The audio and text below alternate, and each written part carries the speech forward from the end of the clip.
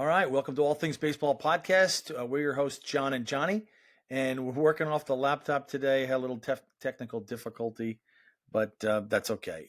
We're excited about our podcast with our good friend Josh Sears. Yeah, Josh. I coached him. You played with him.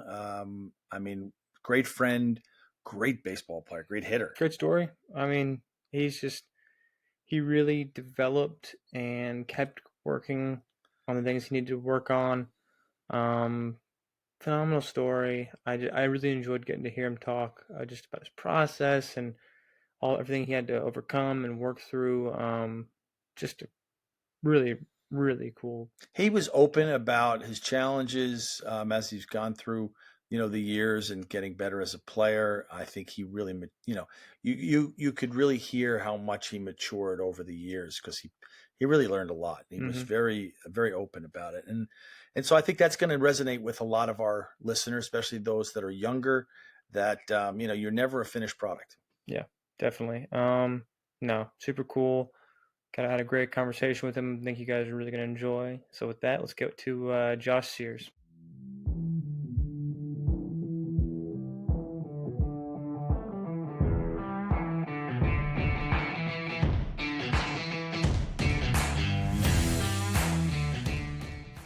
We're back. We're here with Mr. Josh Sears. Grew up with him. I mean, Josh, we've been playing since the Rock City Stars days, park ball.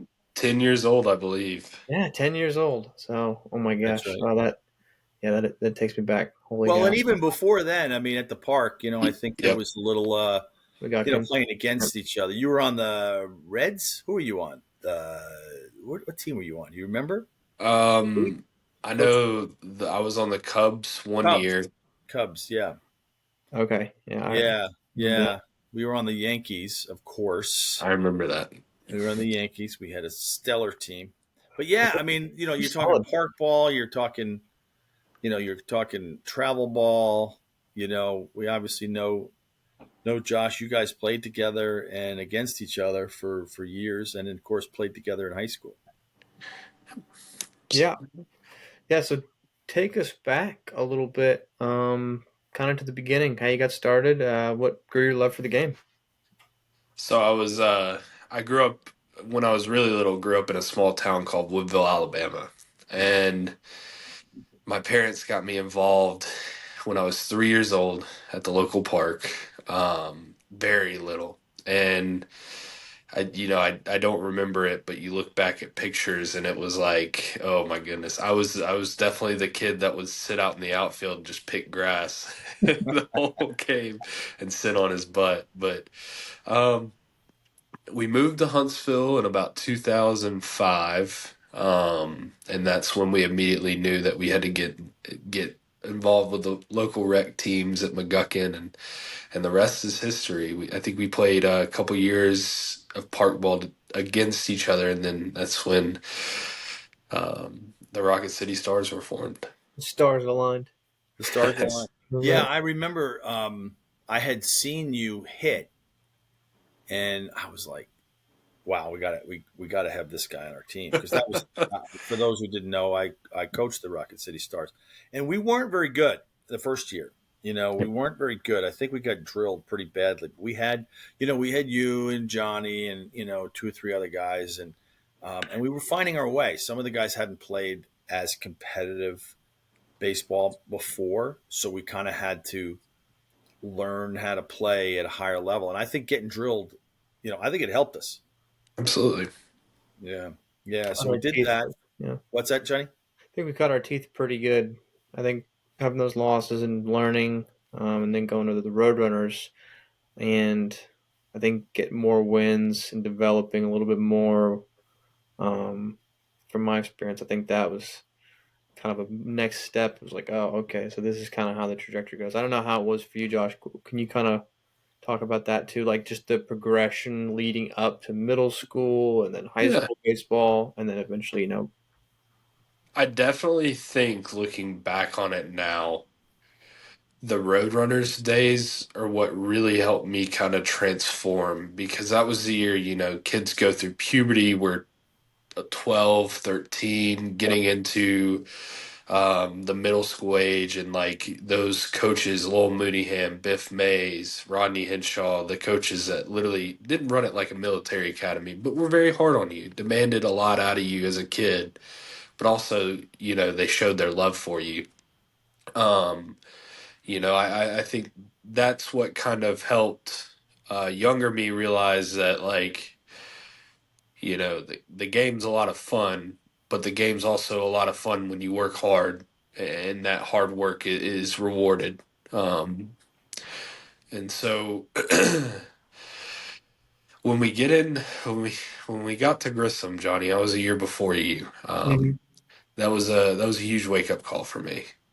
On the field, not really a wake up call. I had a pretty good year freshman year of high school, but a lot of off the field stuff. I was very immature. And I actually got punished and was ineligible for my sophomore year. I know you guys remember that. And that's what kind of snapped me back into reality. Um, and really told myself, hey, like, I only get one chance at this academically and baseball. Um, and so it definitely, my story relates to a, a little bit of adversity and a lot of just trial by fire, failing, learning from failure. That's what I embrace. I didn't know it back then, but Right. And you Uh, could have taken a different path, right? If if because you had to sit out, you could have decided, man, could have taken the attitude of, to heck with it, I'll go do something else. I don't need this, I don't, maybe blame others or, or just not take ownership of it. And I do know from talking to you and from knowing you that you took ownership of that and came back, ferociously. So I yeah, think that's a great yeah, part of your story. yeah. I could definitely see also like when you came back, like not only was your performance elevated and you're playing at a really high level, but it was your attitude for sure and how you carried yourself. It was just like everybody around could tell, like you were like, all right, this is game, this is go time. Like I'm here to play, and it was, I mean, phenomenal. I mean, just I don't recall a time when there was a short hop, long hop at first that didn't get picked by you. It was like you were an absolute vacuum over there. It was kind of insane. And when you left, I played a little bit of first, and I was like, I had so much admiration, like thinking like I don't know how Josh did this, but like some of these hops, just like I don't know, it was just like a screwball coming over my way sometimes. So Right. big ups to you, big props. That I mean, Yeah, everybody just sees you picking it. They just think that's what you're supposed to oh, that's do, what you're and supposed and that is what you're to. supposed to do. But it does take a lot of skill, and from skill, I mean, you have to take a lot of reps to gain that skill. absolutely, absolutely. Yeah, It was a little bit of luck, good hops, but I don't know. And you just stick your glove down there and work through the baseball. That's what I tell myself. That's what I tell the kids I coach nowadays. work through it. Work through it. I know that's great advice. It's you lift up too early, you're gonna miss it. That's right. But So the power was there from an early age. So you were always strong, and that certainly we knew that on the Stars and the Roadrunners.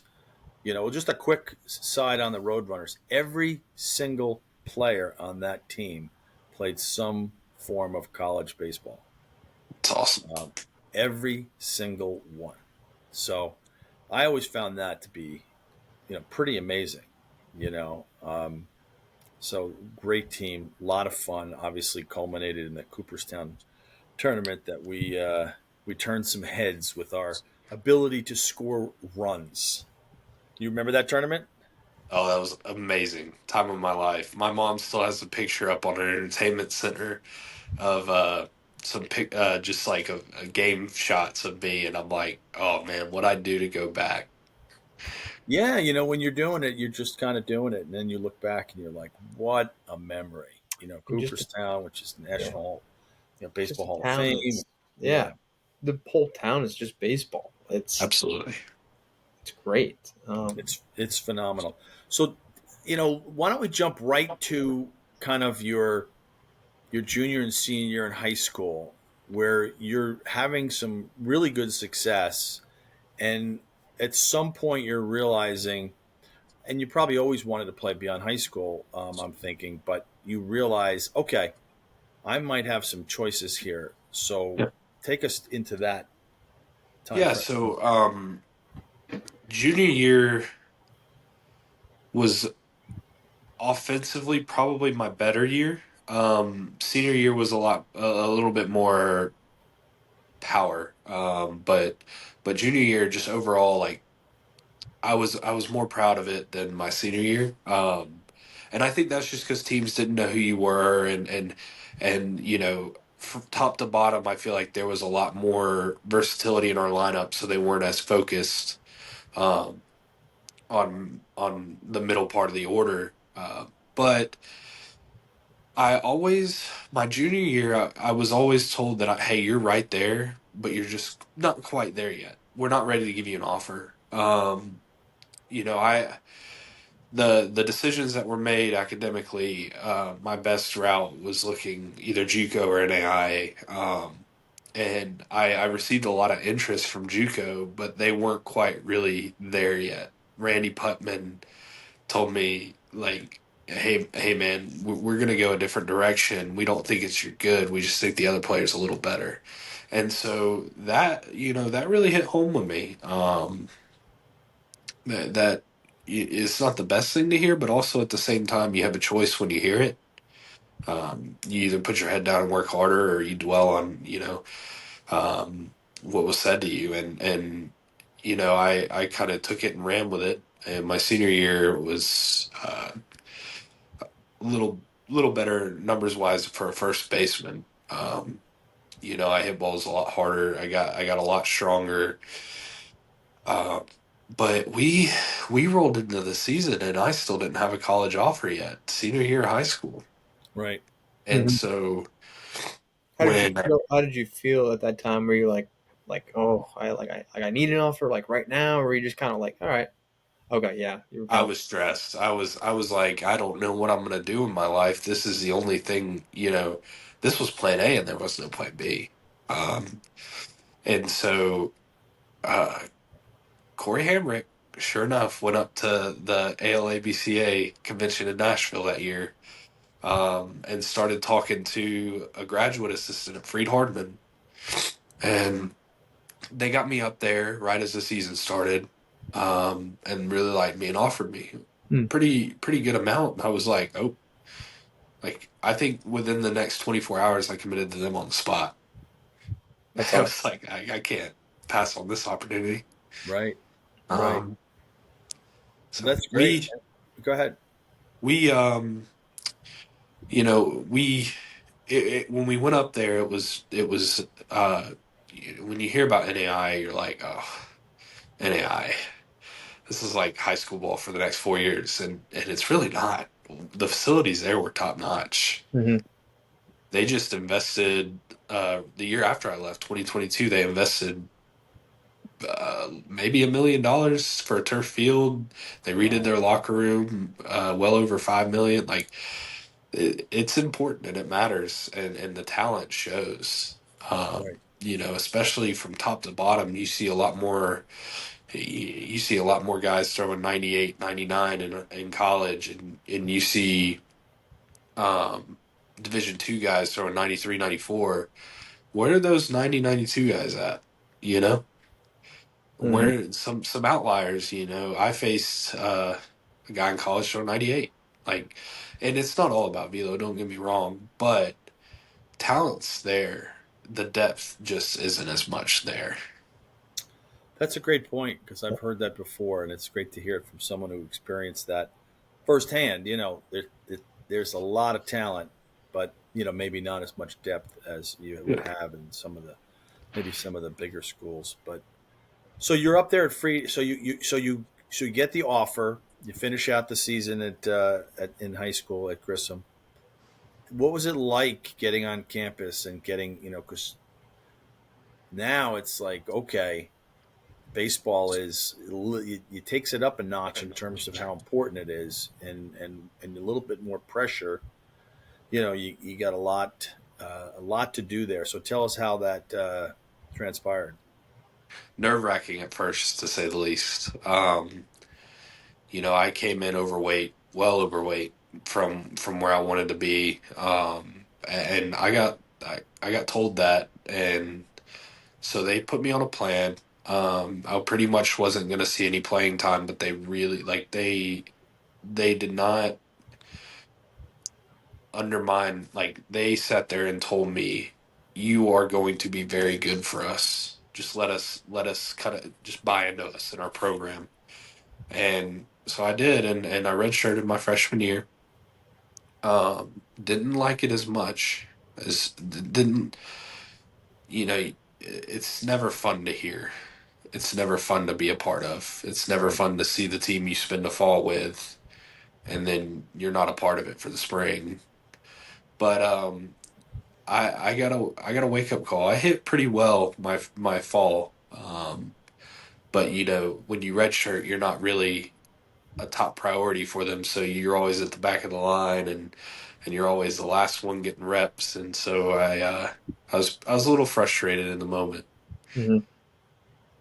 but like I said, Yeah, that makes sense. lessons. Lessons, you absolutely live and die by them, and looking back on it now, I wouldn't have changed a single thing. Right, because it brought to you, it brought to you where you ended up. I mean, just well, I'll let you tell it. But in terms of home runs and records and how deep you guys went. So after that freshman year and that learning experience, what was it like after that? I mean, from us from the outside looking in, it was like every time we turned around, Josh is leading his team to a victory with a home run. So for us, we're just catching the highlights. But tell us about your journey after the redshirt year. So I came back in the fall. I was at a really good playing weight. Still not where I wanted to be, but a lot better. I dropped, I think, 30 pounds since that fall weigh-in the year before. Um, get back in my first practice, I tear my meniscus, Oh, and I'm out for the fall. Rehab, rehab, rehab. Don't get surgery. Um, my freshman year, we have a senior in front of me, playing first base. The DH spot was kind of iffy. Beginning of the year, I found myself in a lot of pinch hit opportunities, and I just told myself, don't be late on the fastball because you're getting one. You're coming cold off the bench. You're going to get a fastball. And was fortunate enough by conference weekend. Conference opener was when I made my first start. Um, the overall nerves and everything like that, I don't.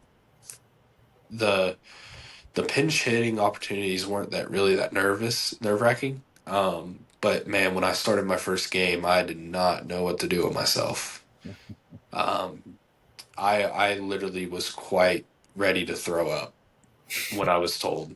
Yeah. Uh, just because you're 18 years old, and something you've been working your whole life for, that it's another milestone reached, another goal reached. And you're just, man, you're absolutely ready and nervous at the same time. It's a lot of emotions, so I was ready to get sick. Um, wow. but in my first game, I actually hit a home run. So that was kind of when it was like everything's gonna be okay. Yeah, you can What'd you exhale. get?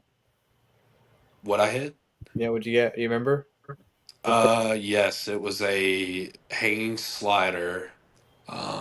Got the barrel out in front and hit a moonshot not far over the fence, to left. nice. So Nice. Yeah, those hangers are good for those moonshots. For I know it. sure. It looked so good coming as like a little wrap present coming in. You're like, oh, this is gonna be nice. The eyes get so big. Yeah. Yeah. That's right. Okay. So you So so you break the ice with that one. Go ahead, Johnny. yeah, no, I was gonna say when. So after that, your feet are starting to get wet. You're getting a little more comfortable. But really, when did you start settling in to like, all right, now things are just connecting on a lot of levels. My game is it's here. Like I'm playing. So I'd say after 2 weeks, after that conference opener, um, I'd say probably about a month actually. I struggled really bad because, when you make that first start, everything's so simple. You don't want to do too much. You're in the box, you're swinging 75, 80%, you're under control. And then once those nerves start going away and you start to get comfortable, you start trying to do a lot. And you don't really know that at the time. And so, man, I had a slump for the ages, but the coaches there continue to put their trust and their faith in me and said, "Hey, we know what you're going to be and we want you to work through this and just understand that the game is a process and it's not about results. You're never going to be where you want to be. So why sit there and hinder on the end goal versus really learning about who you are as a player and as a person throughout the process things." And as soon as I was able to kind of get my head around that, I started to pull myself out inch by inch. And that's why I always say to the day, it's not about a win or a loss. It's not about, what I did in the game. It's about who I am now and where I want to be and the steps I got to take. It's about the process. It'll never be about a win or a loss. Well, your old teammate and Johnny's old teammate on our last podcast, or one of the last ones, Justin said the same thing. So Yeah. I he did. Yeah. was not he was at a period of time, I think, in the minor leagues where he was worried about, what Yeah. am I going to hit, you know, single A or double A, and one of the coaches told him, it doesn't matter. Like, don't worry about that.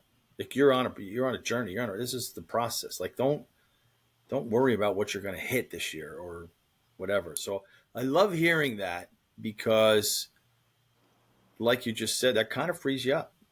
Yep. It makes the game feel a whole lot simpler and it slows the game down um, crazily. You don't go out there with a bunch of weight on your shoulders. You're not breathing hard. Your decision making is natural. It's not forced. And that's why, like, man, I could put a 5'10", 180 kid in the box with a good mental game, and he's night and day different than the 6'4", 220, 230 kid that's an absolute specimen, but he can't figure it out mentally. Right. And that's why baseball is such a unique game that I fell in love with. Is just because it doesn't matter how big you are, how fast you are. Man, I gotta.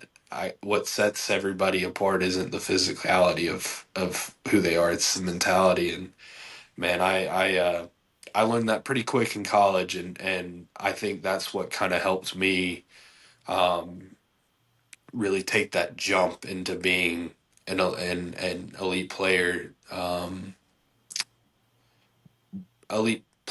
and hard worker. Absolutely. Every time we saw you, we knew you were telling us what you were working on.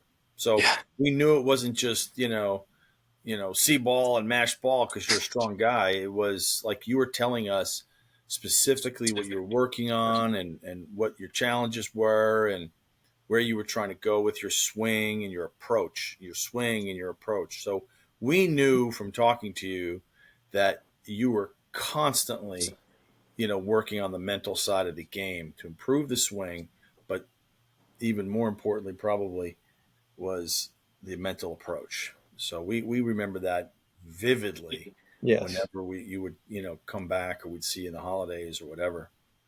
So, Yes. so take us again now. Um, I mean, you can brag a little bit. You hit a few home runs in college. I'm gonna brag real quick. I have your Freed Hardman pulled up, your career, and for our listeners too, just to get a picture of how well you did at Fried Hardman. You hit 364 with 20 home runs, and that was your rookie season after you redshirted. Yeah. Then you hit 300 in the 2020 shortened season, and in 2021, your last season at Fried, you hit 371 with 21 home runs. So, I mean, that's pretty unreal just to read those numbers out loud. Um, I mean, at the time, you're probably feeling really good, and it's like, oh yeah, I am like I know I've been this way. Was it like that, or did you get like were you like, yeah, I've been working this hard, like what were the It emotions like after all said and done? it was a little bit of both. You know, I you look at the numbers and you say, man, he didn't really progress. I hit 21 home runs for 3 years in a row. The average kind of fluctuated. It just kind of depended on how guys threw me and things like that. And like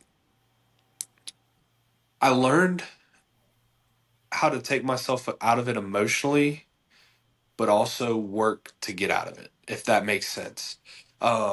Yeah, My development as a player really hindered on myself. Um, if you want to be great, what you do for that 3 hour practice window is not going to cut it. yeah. You know, and thankfully I was at a school that kept the main thing with Christianity and academics. But we were in the cage every night till 9 o'clock, just having fun. We had a hit tracks, we had a pitching machine, we play games against each other. Um, so I think a little bit of the environment and just taking the principality of it, of putting it on yourself Hmm. to get to where you want to go. Um, and it was a little tough not seeing it show in results, but I think that it showed in the way I handled myself. Um, I you always look at those NAI guys, and one guy has a year where they break out hitting 30 home runs and batting 450. And individually and selfishly, that's kind of where I wanted to be. I wanted to work towards because those guys were really in the spotlight and they got drafted. And that was a goal for myself, is just to put my team in that position to be successful. And in order to do that individually, I wanted to set that bar up there. Right. Yeah, I And get so that. Hmm. it was a little, not not seeing the numbers go up, the development happened in the results, but I think the development happened, um, in my mental game more than anything, and that's exactly what I needed. They must have pitched you tougher too. The first year you come in, they don't know who you are, right? Yeah, You haven't done absolutely. anything, right? You're redshirted. You come in, you haven't done anything, and so you put up some great numbers, 364, 21. But it must have been harder the next couple of years, because they know who you are. They know what you're capable of doing. They're pitching you tougher, pitching around you maybe. Um, so yeah, I mean, I know you didn't see it in the numbers in terms of them going up, but yeah, in terms of that growth, in terms of probably what you gained from it, I'm imagining that that you were pitched much tougher, and you had to adapt to whatever it is that you were seeing. Yeah, I vaguely remember playing a conference weekend and getting intentionally walked in every at bat but two that whole weekend. There you go. That wouldn't have happened They knew, yeah, your first It yeah, year. was. yeah. They knew better. I was like, what in the world's going on? You're like the Barry Bonds of NAI. I I mean, was like, I think I tried to steal a bag during that time too, right. just to like say, hey, I'm gonna beat you on the bases, and it There didn't you go. happen. Didn't happen. That's when you got to just go when the guy's in the set position and just hope that Just he take off early, early take steal. off early. But There We no, you I, go. had that. I like that mentality. I like that mentality. So you obviously, you hit a ton of home runs there. You're approaching, the end of your career at Fried Hardman. Tell us how you ended up going to in the next step of your journey? Yeah. So I sat down with my head coach, Jonathan Estes, the best coach ever.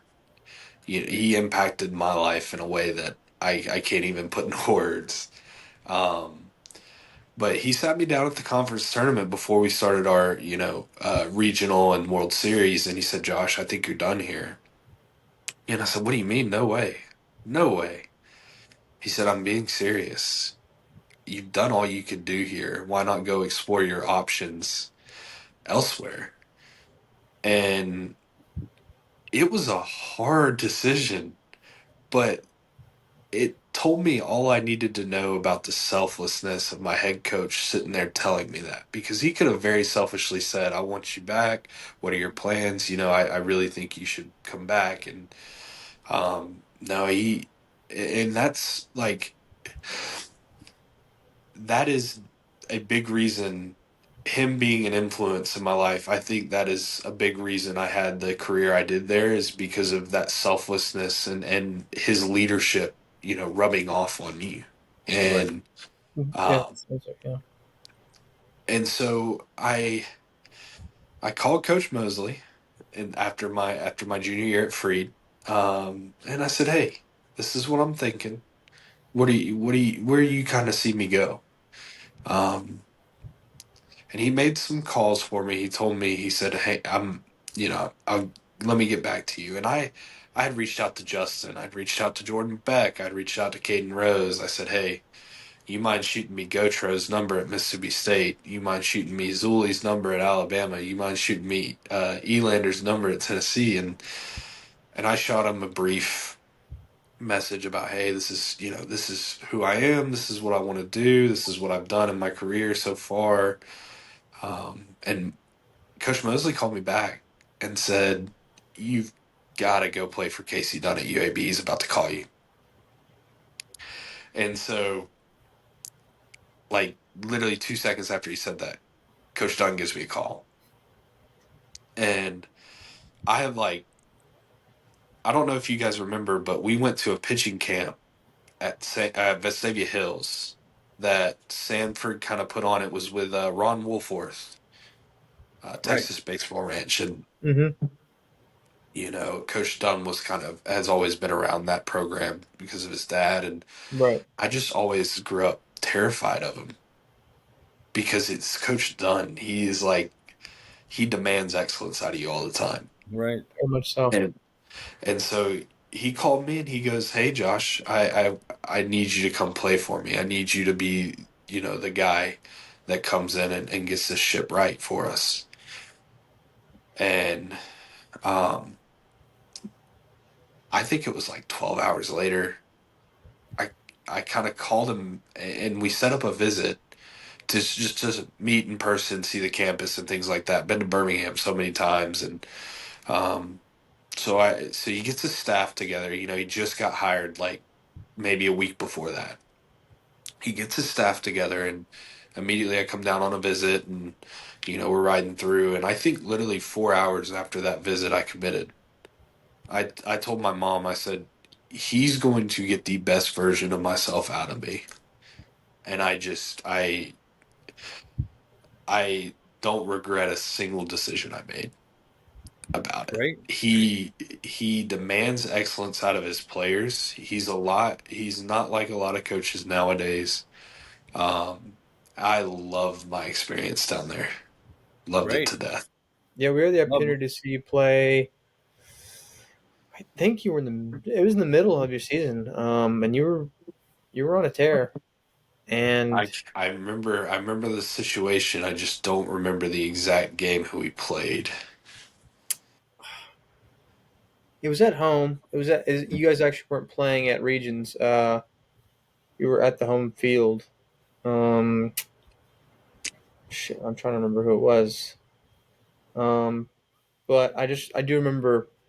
I mean, from the very last time, I think I kind of watched like the videos and some of your Freed Hardman clips, like just seeing it in person, seeing like your approach, like live again from way back when we played. It was like night and day. It's like you were like Yeah, just that's an elite hitter. Like you could see it, and it was like, okay, like yeah, it's just night and day. I don't know, yeah, but Yeah, in high school, you're seeing guys throwing 77, 80, 81, and occasionally you see, whether it's the Tanner Burns or the Cody Greenhills or the Caden Lemons and guys like that. You're seeing, you know, 85% of the guys you're seeing are throwing around 80.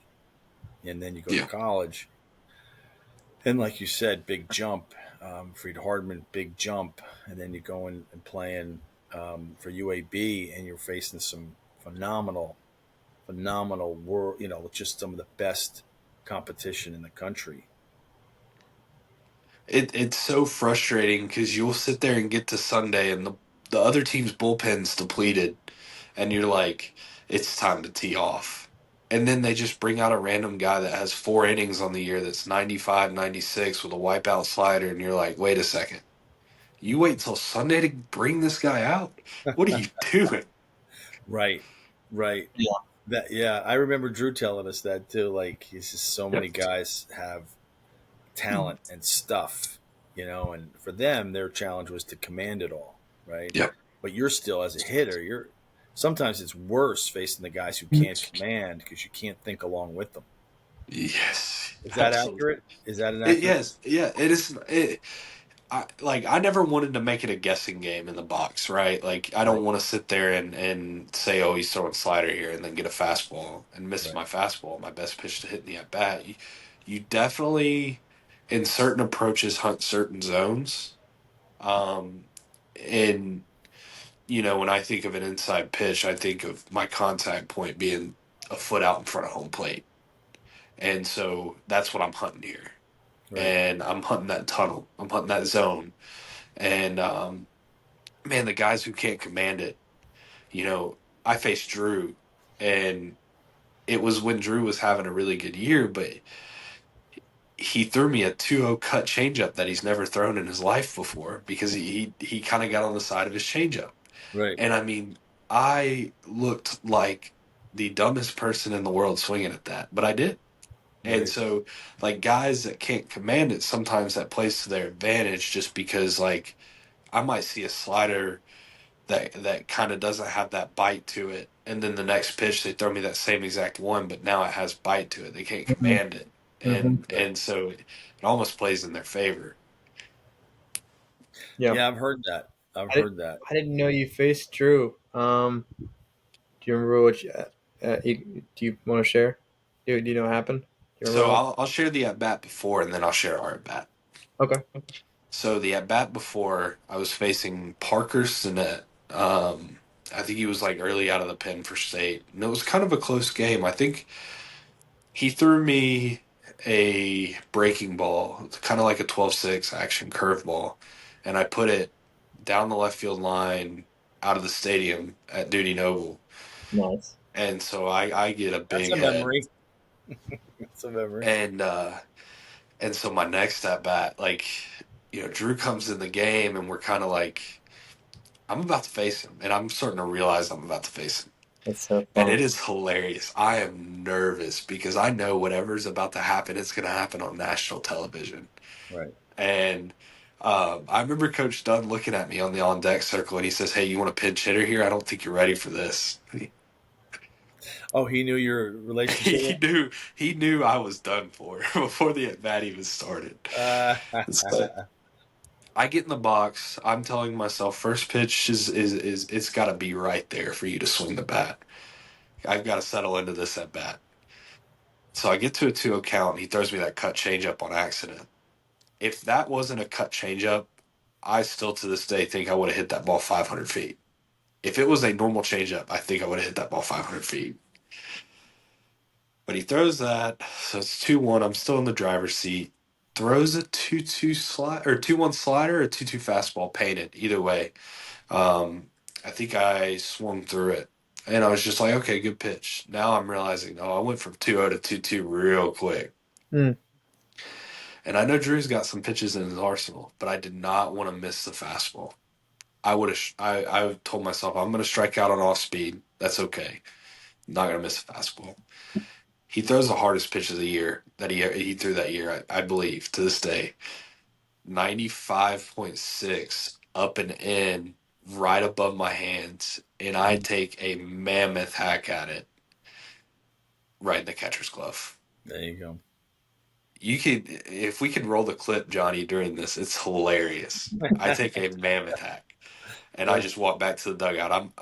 I'm looking off in the distance, trying not to laugh, trying not to show my butt, but I am just like, man, I should have got pinch hit for it. Nah. He was gonna tell you later too. Did he say anything about it? To this day, Johnny, we coach a travel team together, so he like the first thing he said to the kids was like, "Hey, watch this video. I struck Josh out." That sounds like true. Uh, It is. that's fun. That's fun. You guys It have But is. good history there. so transitioning from your career from Freed to UAB, and you posted some great numbers at UAB. Um, and you finished the season. What does it look like at the end of the year? You're done with your college career, and what's next? So, you know, I'm kind of bugging Coach Dunn a little bit because I heard some things throughout the year for maybe a late round pick or a free agent deal, and um, it just all stopped at a point, and I was like, I don't like this at all. COVID year, I actually got the opportunity when they cut the draft down to 5 rounds. I got a call from Jim Foster from the Cardinals, and the Twins. Can't remember the guy's name, but when the draft got cut down to 5 rounds, they were calling for free agent opportunities, and I got calls from both of those teams for that opportunity, um, and I didn't take it. So fast forward to UAB, now I'm sitting here thinking, my pro ball opportunity is ruined. I, I haven't heard anything come draft time or anything like that, and the draft goes by. I didn't get any calls. Talking to Coach Dunn, like, hey, have you heard anything? And he's kind of easing me into the news, but don't hear a single thing. And I thought I was done. And he called me one day and he asked me, he said, hey, how about indie ball? And I was like, ugh, no way, you know? But I start reading up about it and I'm like, it's an MLB affiliate. It's got sells out crowds 4 or 5 thousand a night. They pay you really well in your per diem, things like they take good care of you in some aspects, depending on the team you're with. Um, and I was like, you know what? I get a call from the team in first place wanting to come play, and I'm like, yeah, let's do it. So I drove up to Quebec City, Canada. Oh, you drove. 28 hours. You drove there, Wow. 28. Holy cow! and Wow. and signed a contract with them and played about 2 months with them. Um, Won the whole thing. It was pretty cool. I kind of got to get my feet wet in the Pro Bowl. Right. The manager told me, "You're safe. Don't worry about anything. Just get your feet wet. We're excited to have you here." Um, Ended up doing okay. I think I was 8 for 32 with a home run. Nothing crazy. I remember it was nerve wracking for sure. Right. So now you're a pro, and I mean that's just amazing because so few. I mean, so few people get to play professional baseball. You get a taste of it, like you said. What was it like? What were the choices for you for the next year, and what ultimately happened? Yeah. I had the opportunity to go back to Quebec.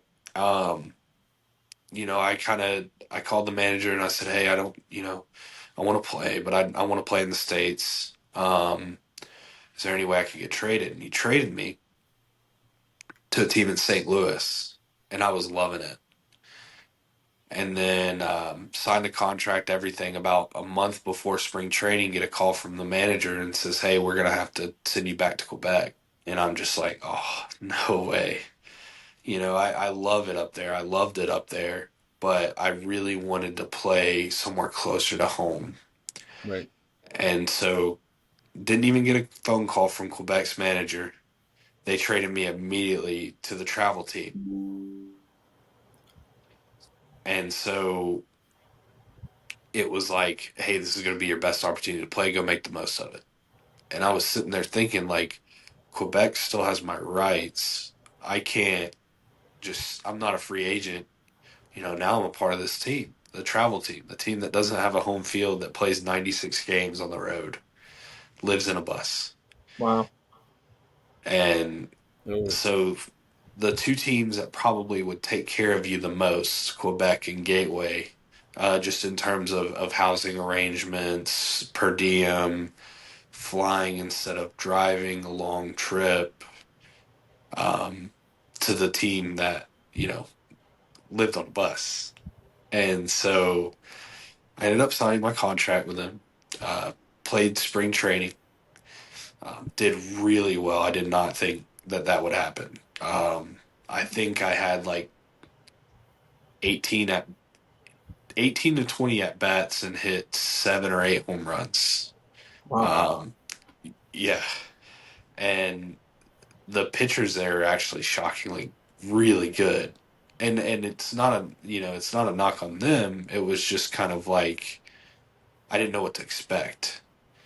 And so um, I think it was what we go back to earlier, just simplifying. It's your first spring training. You go through the process of that. Your body's beat up. It's 9, 10 hour baseball days, and um, you're really not trying to do too much. And so I make the roster, um, and just long story short, I'll kind of cut it up into all-star breaks. The first half of the season, I was hitting 310, 320, with like 9 or 10 home runs. I think I might have been at 12. Um, was getting talked about a ton. Um, Getting traded within the league to a team that was really good and things like that, competitive, like a playoff hunt type team, and um, looking kind of starting to get something in the back of my head about affiliate ball, them picking me up, me not spending a lot of time there, in indie ball, and I was on top of the world. Um, for a good bit of it. They were all talking. The talk of the town was the kid on the travel team that can't get out and hits balls very far and hard. And so my coaches come up to me and talk to me about we're in the process of trading you. We want 2 starting pitchers for you. And I'm thinking, and I'm like, teams carry 5 or 6 starting pitchers on roster. Nobody in their right mind would do that. right. And this is just like baseball 101, you know? Right. Not giving up 40% of my starting pitching just for a bat. Right. And so, but they talk and they talk and they talk, and the All-Star break happens, and I don't hear nothing. And, my second half of the year was rough, rough mentally. I was away from my girlfriend, who's now my fiance, away from my family. My family had some health problems. Um, just really went through a dark spot mentally. Um, and it showed in baseball, obviously. Um, but going throughout that year, I probably couldn't have learned more about myself. Ended up hitting roughly under 280. I want to say I hit 278 with about 18. Um, but for me, I kind of got this sense of feeling like, hey, you had a good career. It's time to go home and spend some time with your family after you've devoted so much of your life to this game. And there's Mm. a different way to give back. And I feel like God spoke that over me and just gave me this sense of peace over the decision to say, hey,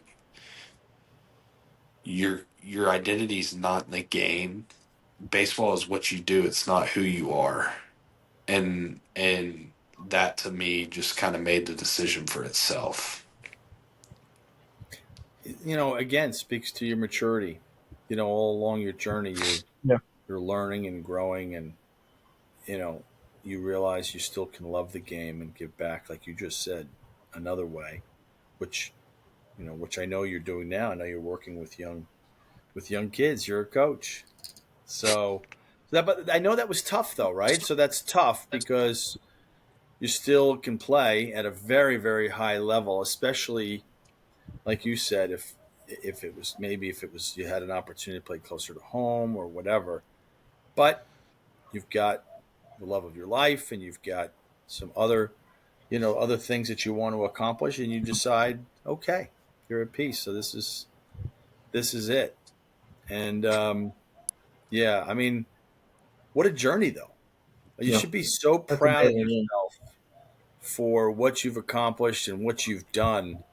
There's so many times Johnny and I were giving lessons to kids, and we would talk about, let's talk about your journey that we knew it, and we would joke and say, we knew Josh when he was 6, when he was 7, when he was 8, and finding his way, and now he's hitting 500-foot home runs. I mean, could you have known that when you were 6 and 7 and 8? No, but we love to share with these kids because, as you know, coaching now, they everybody wants instant gratification. They want to hit the home runs now. They want to, they don't want to have to go through the hard stuff. What is it like for Yeah. you now to have to deal with kids that maybe are like that? You know, it's so it's not hard and it's not tough. It's so rewarding though. Right. Seeing that kid that goes through so much failure finally get that one big hit, you know? Yeah. I preach to our guys all the time. Buy into the process. You, as an 11-year-old, aren't going to have a high school coach out here, aren't going to have a college coach out here. Good Lord, if a college coach is out here, I'll run them off myself. But, you know, buy into the process, buy into where you started this year at and where you're going to finish it at. Um, we didn't start off hot. Okay, who cares? You're on fire now and you've really figured your swing out. And I tell guys all the time, like, I never want to see and I never want to focus on results one day with you. Yeah. I want to focus on making sure you understand why I want you to do the things that I want you to do so that outside of here, you don't only get better, but you grow as a baseball player. Right. That's a So, really good point. Yeah, I think when you take yourself as a player and you figure out like where you're at physically and mentally, um, and think like how can I continue to develop in this trend that is positive for my game? Like how can I continue? Like even if it's like you said, if it's the end of the season and you didn't perform well 90% of the season, but at the very end you caught fire and you're 5 for 10 in a weekend, and it's like okay, well that's where I finished up at. How do I continue this trend, like this mindset and this process? Like what is this process like? Yeah, a lot of the kids there, I think they'll benefit hearing that, because as we all know, this is a failing sport. You're gonna fail most of the time, and even in those failures, what can you learn? Like absolutely. I think It, it's it's that, stack one brick a day and you'll build a house 100%. and things like that. The 1% better every day. And you'll notice when that starts to become the focal point of your career, those, the slumps, the hard times, they get a lot smaller, Mhm. because we're not sitting there dwelling on them, because we're not focused on the results and Right. things of that nature. And man, that's what I really want to invest in these kids, telling them like, man, that pool party that y'all are going to at the hotel, that's gonna mean so much more than what happens on that field. And I do want to be hard on them at points when they aren't controlling their attitude well or their effort well. And you know I want to drill and instill hard work into them, but also at the same time, you know I want them to focus on the things that really matter the most. And like we were talking about earlier,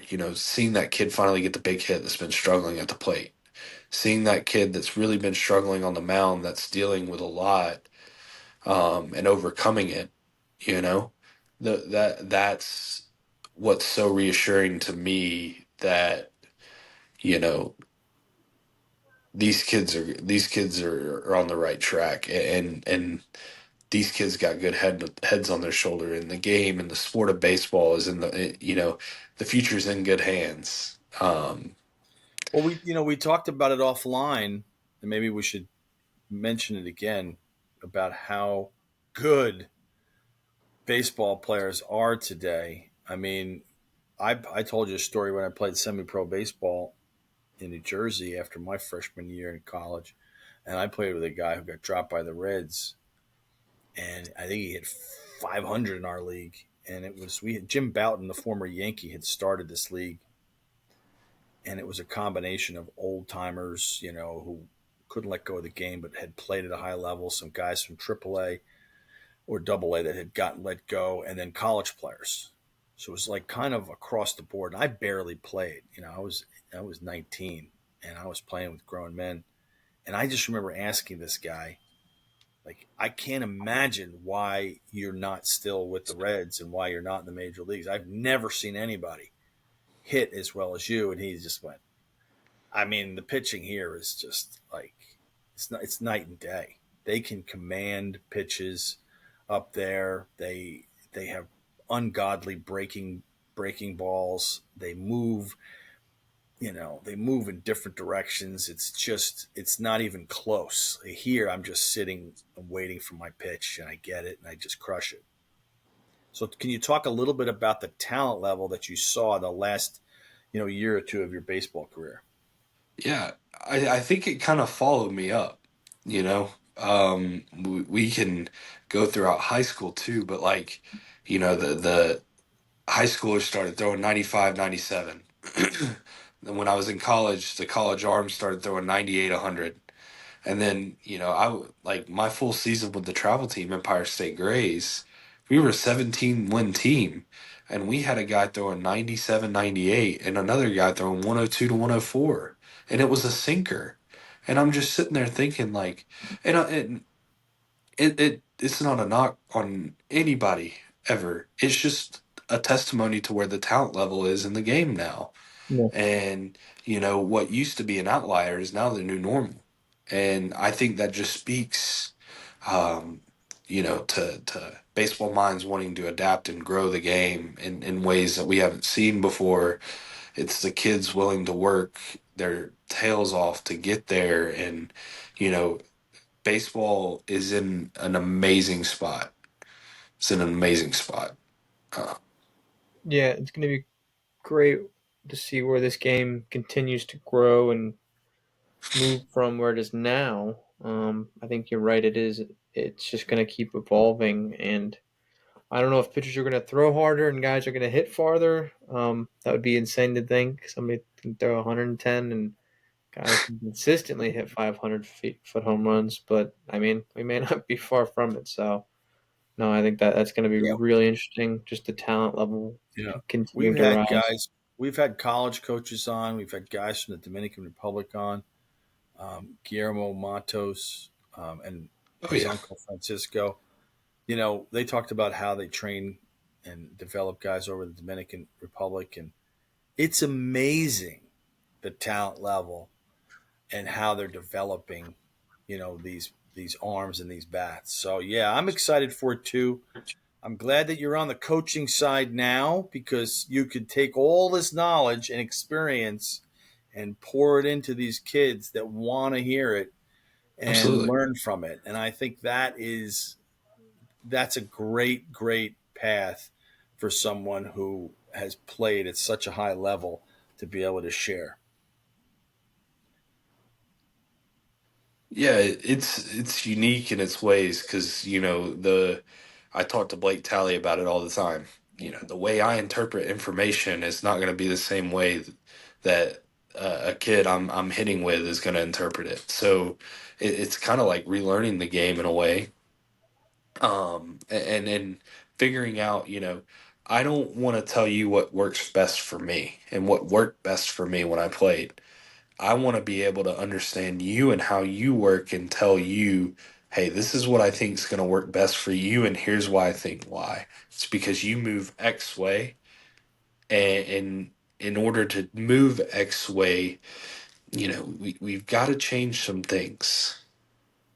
And so it's an awesome learning curve, for Mhm. sure. That's Absolutely. amazing. Yeah. That is amazing. Well, I Yeah. mean, amazing, amazing to hear your journey. Amazing to see someone who we knew at such an early age when you first moved, 2005, six to, 6 years old to where you're on are now. And I have to say, unless you correct me on this, I think I threw you the first pitch you ever hit over a fence at McGuckin. I could be wrong on that, but You, that's kind of you, my recollection. I don't know how old you were. You might have been 8 or 9. I don't know, but there was not many kids your age hitting balls over the fence. So glad to share that with people. And I think you were the first guy I had to get behind an L screen on too when they were that young. Usually I was, just throwing BP and thought, well, 8, 9, I don't need to be behind an L screen. And then you showed me pretty quickly that I did. it's funny that you say that because I remember hitting it and running to the fence in the yellow plastic covering over the chain link fence. I jumped Yes. over it and got stung by a wasp. Oh, that's right. I remember that. I remember that. Yep. That is so funny. I do remember that now. Yeah, how could we forget? Yeah, that's how you did it. You jumped over the fence. Wow. How about that for a memory? Your first home run over the fence. That is a great first home run memory. You'll never forget it. I will never Oh, forget it. that's great. Well, thank you for so much for coming on. We've been meaning to have you for a Thank you, while. Josh. Yeah. Glad we were able to work it out. And I know for the people who are listening, another great journey in baseball, very high level baseball. And Josh is, we've known this for the whole time we've known you. He's just a great guy, high quality person, great values, and we're really looking forward to, obviously, getting married and all the wonderful things that are going to happen to you. So, thanks so much for coming on. Thank you, Josh. I learned from the best family at a very young age, and the first travel ball coach that I ever had. These two right here took me in as one of their own when I was young, and definitely helped me help grow those values in me. So I Oh, appreciate you guys. Of appreciate course, you man. too. Thanks, buddy. Thank you, Thank Josh. you.